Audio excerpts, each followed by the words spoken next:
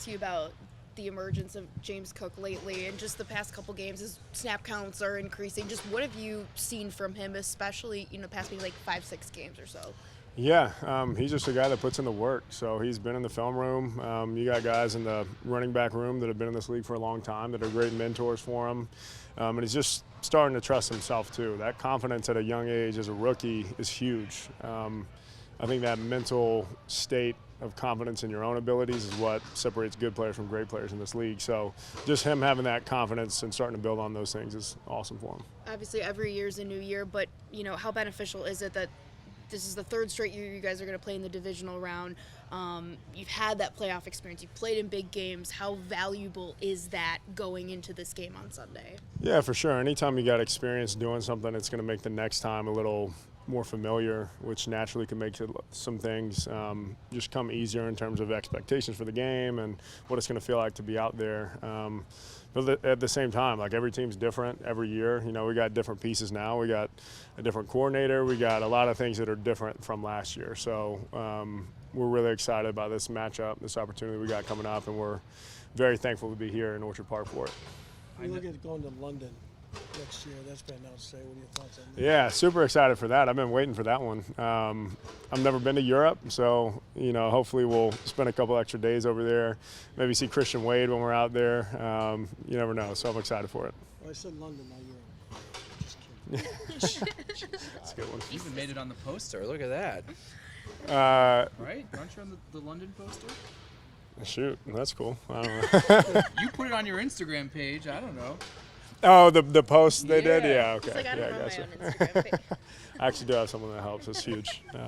But yeah, that's cool. We're super excited for that. One of the things we've been talking a lot about this week is just, for you guys, turnovers. Been kind of a topic over the last couple of weeks. When you've had like some bad games with that, what's practice week like trying to kind of break out of that?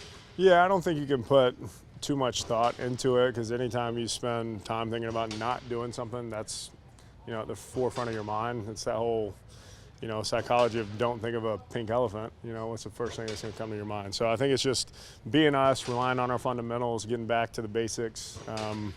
And Josh's whole thing is he loves playing smart but not conservative. So, it's not all about just taking the short throws, taking everything too conservatively, but also playing smart at the same time. Did smart but not conservative come from Josh or from Dorsey? Like, who originated that?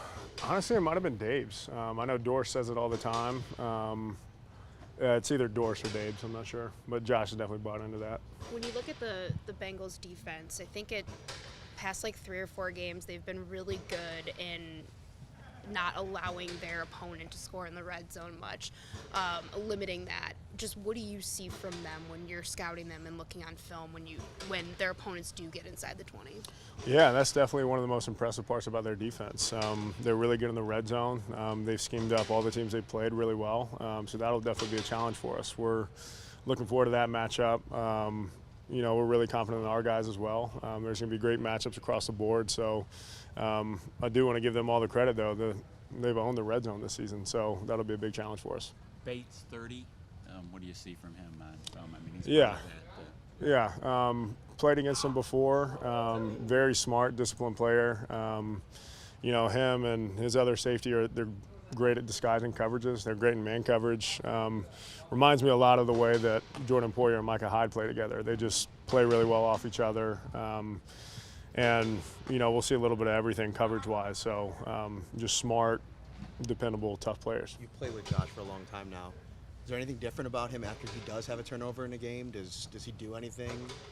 No. He moves on, and he doesn't let that mentally slow him down from anything, because I think anytime you let a previous play affect you going forward, it might beat you twice. So we always talk about not letting one bad play beat you again on the next play.